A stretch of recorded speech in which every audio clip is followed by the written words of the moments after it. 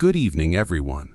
Imagine a place where the air is sharp with purpose, where the ground hums with the weight of boots and ambition. Camp Grafton, North Dakota. A remote training ground where recruits arrive raw, untested, and brimming with bravado. It's a crucible. A place where young men and women think they're soldiers before they've earned the title. Today, I want to take you into that world, to a story that began in the quiet corners of a mess hall, where 4 recruits made a choice that changed them forever. This is a story about discipline, humility, and the fire that forges warriors.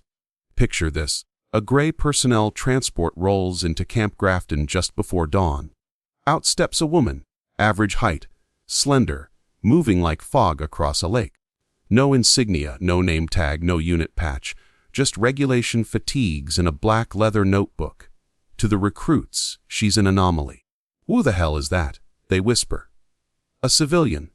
A Pentagon paper pusher. They're wrong, she's no bureaucrat. She's Commander Avery Ross, a Navy SEAL with a classified past, sent to Camp Grafton to evaluate, to observe, to expose. But they don't know that yet. They call her the Watcher, and her silence, her refusal to fit into their pecking order, makes her a target.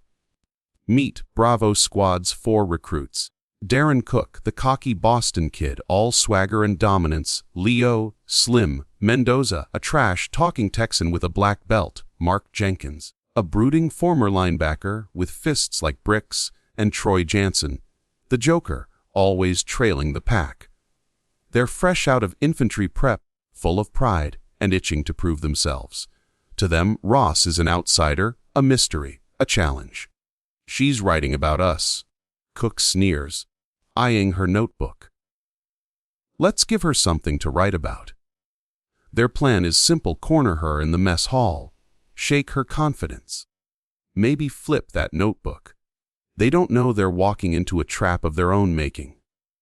That night, the mess hall is quiet, fluorescent lights buzzing overhead. Ross sits alone, eating with machine-like precision. Rice, chicken, broccoli, water. The 4 recruits close in, casual at first, then deliberate. Cook taps her table. Evening, he says, smirking, no response. Slim leans in. What's in the book? Still nothing. They press closer, blocking her in. She looks up, calm, unshaken, and says 2 words. You sure? The room freezes. Cook reaches for the notebook. What happens next takes 40 seconds. In a blur of controlled violence, Ross moves. Cook's wrist twists, and he's slammed onto the table, tray flying. Slim's ankle is hooked, and he hits the floor.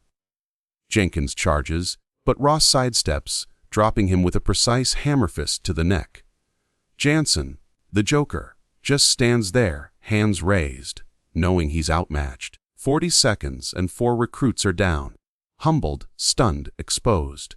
Ross picks up her notebook and walks out, leaving them with a lesson sharper than any lecture: underestimating the wrong person can cost you everything.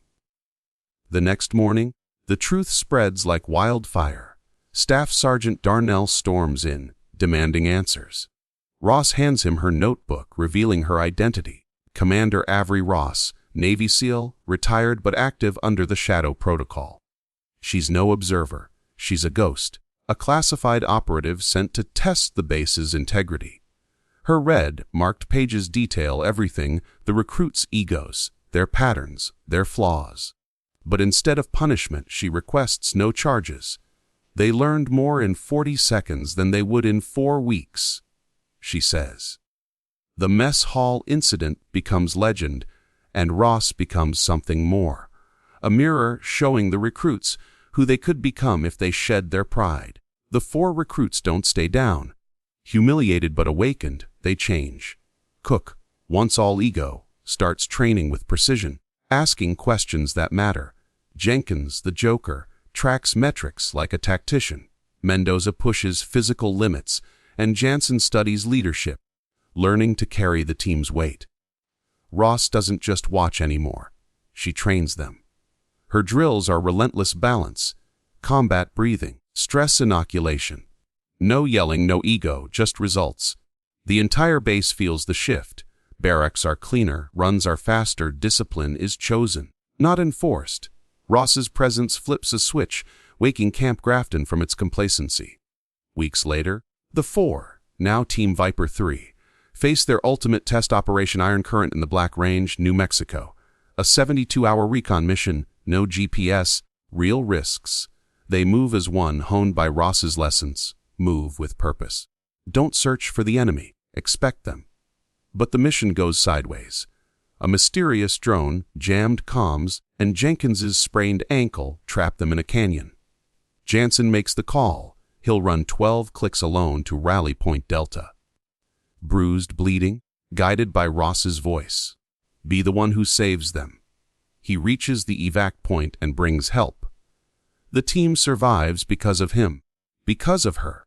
Back at Camp Grafton, the four return changed. They're not just recruits anymore. They're mentors. Younger soldiers watch them, emulate them. Jenkins runs tactical theory nights. Cook coaches combatives.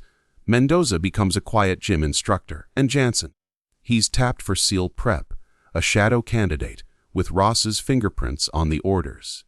Her final lesson, scratched under a mess hall table, sums it up.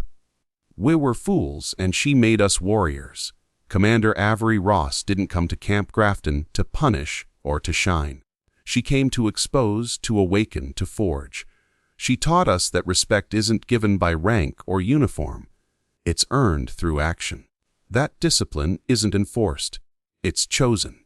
And that sometimes the best teacher is the one you underestimate first. Her legacy lives in every sharpened boot, every tightened bunk, every recruit who now trains like it matters.